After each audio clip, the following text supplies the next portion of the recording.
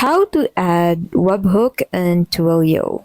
In this video, I'll show you how to add webhook in Twilio. So to get started, go ahead and open Twilio into your preferred browser, sign in to your account, and then head over into your console.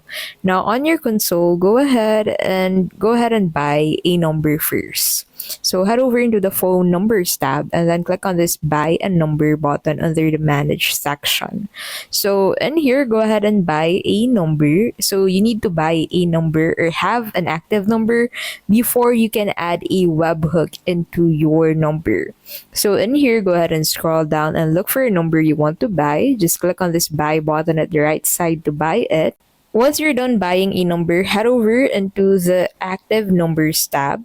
And then from here, go ahead and click on the active number you have in here.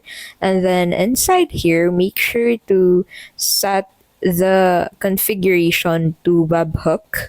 So a call comes in webhook, and then place your URL in here and then set the HTTP along with the primary handler fields of the URL and HTTP.